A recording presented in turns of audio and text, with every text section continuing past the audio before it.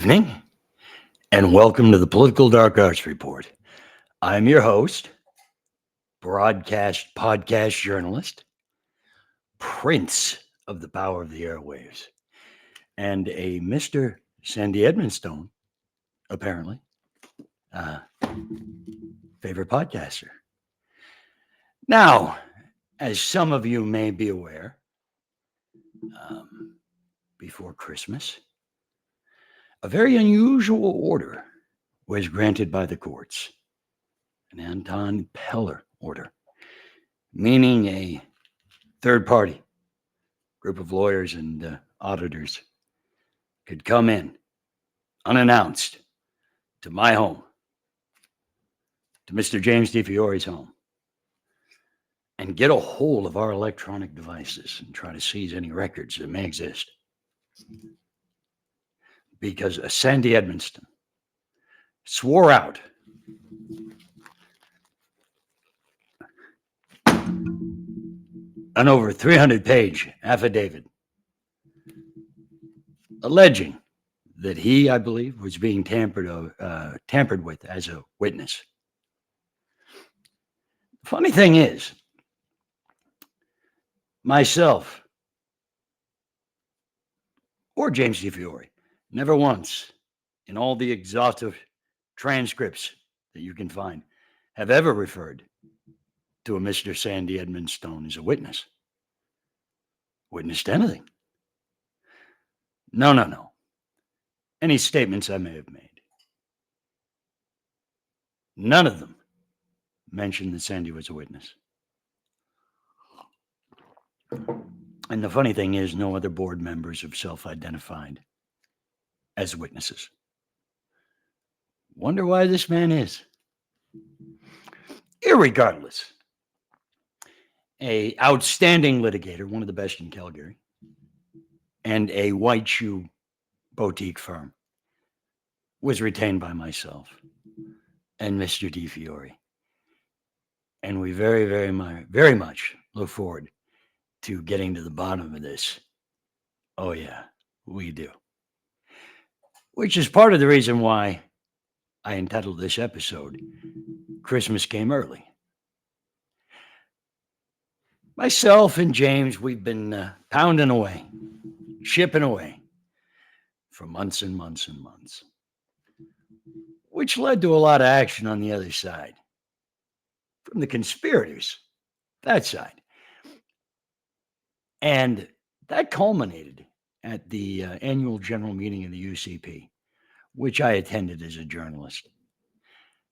During that event, I was stalked ceasingly by a photojournalist, a freelancer named Amber Bracken, who photographed me. Those photographs appeared in the story that not Carrie Tate, one of the other minions, at the Globe and Mail, and some writers at the Edmonton Journal, and God knows where else. Those photos accompanied the story of the ex parte Anton Pillar light reading order that Mr. Edmonstone was able to convince the judge to give. And the reason I say this episode is titled Christmas Came Early. It's two-pronged, really. Number one, I received a substantial bonus from my clients. I did. And I took a great vacation. I get those little drinks with the umbrellas in them. And, the rooms where you get the little mint, the big fluffy bathrobes, massage. It was beautiful. And I thank you, Mr. Edmonstone. I do. I wasn't expecting that. But, you see, a golden opportunity was presented. Not just presented, wholly offered up. I won't say unsolicited, because the whole idea of pressing buttons is to see if somebody's dumb enough to make a move. Not that I'm implying anybody's dumb.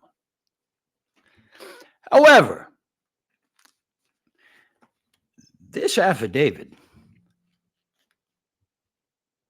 contains an embarrassment of riches. It really does. And my legal team and an investigative team or two have a whole bunch of questions, very carefully cultivated and curated questions that we intend to ask during examination, questioning of this affidavit. And I say the jig's just about up. I couldn't have begged, borrowed, or stolen this opportunity. You invited me right in the door. Uh-huh. You invited the devil right into your home. And this is going to be instructive. 2026 is the year that a group of co-conspirators inside the media, inside the institutions, the watchdogs that we as Canadians trust to keep the process fair, legal, legit, the deck unstacked. We will continue our examination of Elections Alberta. Certain individuals attached to TELUS, charities, reporters, political operatives, erstwhile former employees of the government and some various agencies. Some separatists or two aren't really concerned about separating from Alberta. They're more concerned about poisoning the well. Be that as it may, it's going to be a great year. Not for the Globe and Mail. Not for Kerry Tate. Not for you, Nate Pike. And we've been screenshotting everything. We sure have. Because once we're done with this, then we're coming for everybody else. Legally, of course. With the best lawyers money can buy. Later on this week, James DiFiore and myself will have a more expansive broadcast. And I don't think it'll be tomorrow. Maybe tomorrow. I've got a lot of work to do. You see, I'm flying in to speak with my lawyers. And yeah. We want to be ready for the big day. That'll be all. So for now, tally ho. Bye-bye.